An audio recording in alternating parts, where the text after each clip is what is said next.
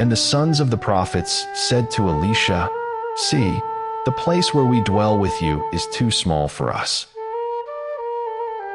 Please, let us go to the Jordan, and let every man take a log from there, and let us make there a place to dwell." And he answered, "Go." Then the one said, "Please undertake to go with your servants." And he answered, "I shall go." And he went with them, and they came to the Jordan, and they cut down trees. And it came to be, as one was cutting down a tree, that the iron axe head fell into the water. And he cried out and said, "O my master, for it was borrowed."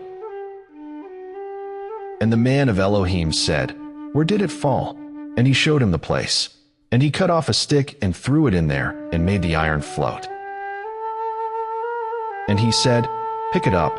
And he reached out his hand and took it. And the sovereign of Aram was fighting against Yisrael, and took counsel with his servants, saying, "My camp is in such and such a place." And the man of Elohim sent to the sovereign of Yisrael, saying, "Be on guard, do not pass this place, for the Arameans are coming down there."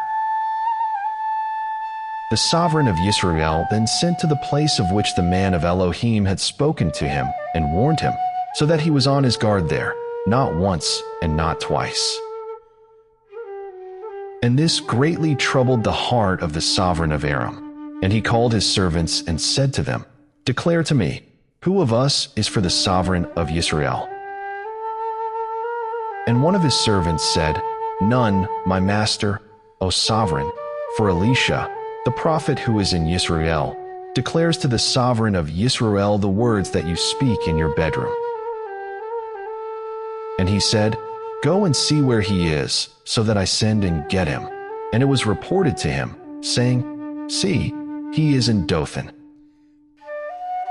And he sent horses and chariots and a great army there, and they came by night and surrounded the city. And the servant of the man of Elohim rose early and went out and saw an army surrounding the city with horses and chariots.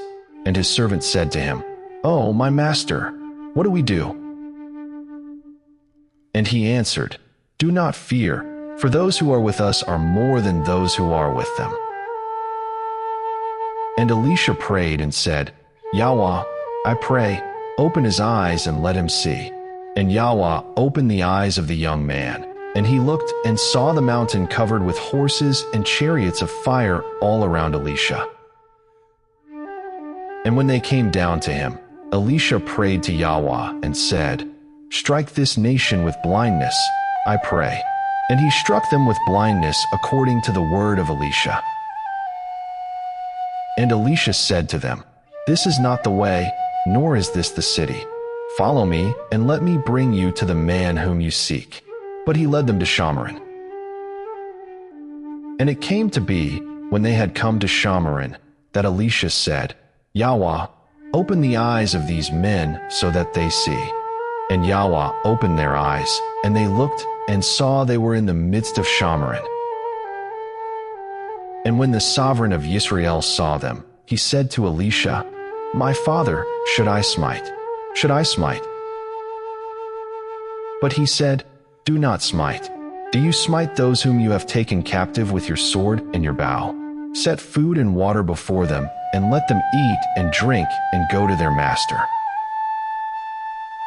And he made a great feast for them. And after they ate and drank, he let them go, and they went to their master. And the bands of Aramean raiders came no more into the land of Yisrael. And after this it came to be that Ben-Hadad the sovereign of Aram mustered all his army, and went up and besieged Shamaron. And there was a great scarcity of food in Shamaron. And see, they besieged it until a donkey's head went at 80 pieces of silver, and 1/4 of a cab of dove droppings for 5 pieces of silver. And it came to be, as the sovereign of Yisrael was passing by on the wall, a woman cried out to him, saying, "Help, my master, O sovereign." And he said, "If Yahweh does not help you, where do I find help for you? From the threshing floor or from the winepress?" And the sovereign said to her, "What is troubling you?" And she answered, "This woman said to me, 'Give your son, and let us eat him today, and tomorrow we'll eat my son.' So we cooked my son and ate him.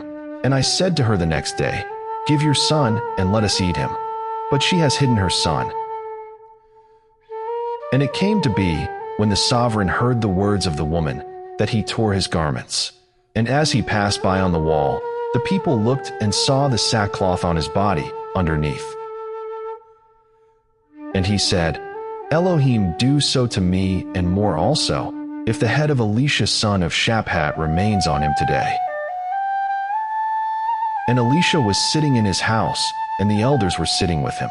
And the sovereign sent a man ahead of him. But before the messenger came to him, he said to the elders, "Do you see how this son of a murderer has sent someone to take away my head?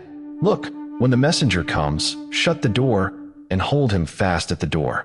Is not the sound of his master's feet behind him?" While he was still speaking with them, then see, the messenger came down to him, and he said, "Look, this evil is from Yahweh. Why should I wait for Yahweh any longer?